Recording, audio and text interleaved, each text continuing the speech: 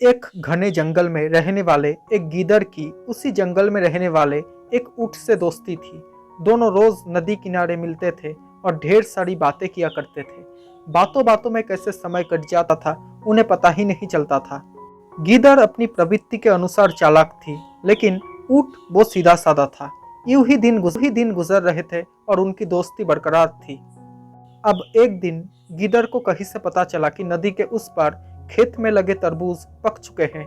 मीठे रसदार तरबूज के बारे में सोचकर ही उसके मुंह में पानी आ गया। लेकिन गीदड़ के लिए नदी पार करवाना संभव नहीं था। लेकिन तरबूजों का लालच वो अपने मन से निकाल नहीं पा रहा था। अंत में उसे अपने दोस्त की याद आई और वो तुरंत उससे मिलने चल गया। जब वो ऊंट के पास पहुंचा तो उसका स्वागत करते हुए ऊंट बोला, आओ दोस्त आओ, कहो आज दोपहर को ही कैसे आ गए। अब वो गीदड़ बोला, मैं तुम्हें नदी के उस पार खेत में लगे तरबूज के बारे में बताने आया हूँ। सुना है वहाँ के तरबूज पक गए हैं। ऐसे मीठे तरबूज खाकर तुम जरूर खुश होगे और तुम्हारी खुशी में ही मेरी खुशी है। मैं कैसे तुम्हें बताने ना आता। बस ये बात सुनकर ही मैं तुम्हारे पास फौरन दौड़ा चला आया।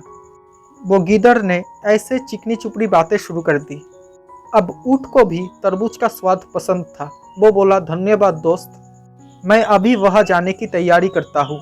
वाकई तरबूज खाए हुए कितने दिन हो गए हैं। अब ऊंट को अकेले ही जाने की तैयारी करते देखकर गीदड़ बोला, दोस्त मुझे भी तरबूज पसंद है, मैं भी तरबूज खाना चाहता हूँ, लेकिन क्या करूँ, मैं तैर नहीं सकता। कोई बात नहीं, तुमने तरबूज खाए तो मैं समझ लूंगा कि मैंने भी खा लिया। अब गीदड़ की ये बात सुनकर ऊंट बोला, कैसी बात कर रहे हो दोस्त, क्या मैं तुम्हें यहाँ छोड़कर जा सकता हूँ। मैं तुम्हें अपनी पीठ पर बिठाकर नदी पार करके उस खेत में ले जाऊंगा। हम दोनों मजे से तरबूज का स्वाद लेंगे। अब ऊंट की ये बात सुनकर गीदड़ बहुत खुश हो गया। अब ऊंट ने गीदड़ को अपनी पीठ पर बिठाया और नदी के पानी में तैरने लगा। कुछ ही देर में वो दोनों तरबूज के खेत में पहुंच गए। वहां वो दोनों ने बहुत मजे से तरबूज खाए। अब जब गीदड़ का पेट भर गया तो वो खुश होकर हुआ हुआ की आवाज निकालने लगा। ये देखकर ऊंट ने उसे शांत करने का बहुत प्रयास किया, लेकिन वो नहीं माना।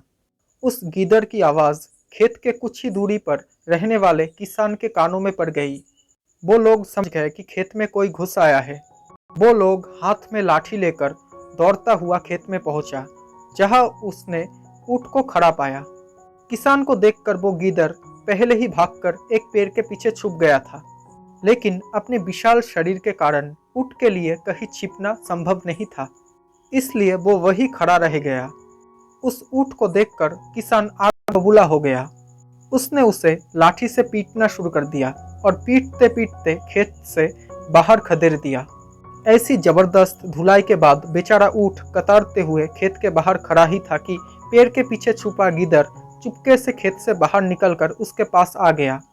अब वो ऊंट ने गीदड़ से पूछा, तुम खेत में क्यों चिल्लाने लगे। तब वो गीदड़ ने जवाब दिया, दोस्त खाने के बाद अगर मैं हुआ हुआ की आवाज ना निकालूं तो मेरा खाना नहीं पचता। गीदड़ का जवाब सुनकर ऊंट को बहुत गुस्सा आया, लेकिन वो चुप रहा। अब वो दोनों जंगल लौटने लगे। मार खाने के बाद भी वो ऊंट गीदड़ को पीठ में बिठाकर नदी में तैर रहा था, और इधर वो गीदड़ मन ही मन बहुत खुश था कि ऊंट की पिटाई हुई। जब वो दोनों बीच नदी में पहुंचे तो अचानक ऊंट ने पानी में डुबकी लगा दी। अब वो गीदड़ डर के मारे चीखा और कहा, ये क्या कर रहे हो दोस्त। तब वो ऊंट ने जवाब दिया, मुझे खाने के बाद पानी में ऐसे ही डुबकी लगाने की आदत है। अब वो गीदड़ समझ गया कि ऊंट ने उसके किए का बदला चुकाया है। वो गीदड़ बड़ी मुश्किल से अपनी जान बचा पाया और पूरी रास्ते डरा सहमा रहा। गीदड़ को अपने किए का सबक मिल गया था। उस दिन के बाद से वो गीदड़ कभी ऊंट के साथ चालाकी नहीं की। तो दोस्तों, इसको कहते हैं जैसे के साथ वैसा, मतलब जो जैसा है उसके साथ वैसा ही बर्ताव कर। दोस्तों, अगर आपको ये कहानी पसंद आई हो तो प्लीज़ मेरे इस चैनल को सब्सक्राइब कर लेना और नोटिफिकेशन बेल आइकन को ऑन कर लेना, ताकि जब भी मैं ऐसी कोई वीडियो बनाऊँ तो सबसे पहले आप तक नोटिफिकेशन पहुंच जाए। Thank you so much for watching this video.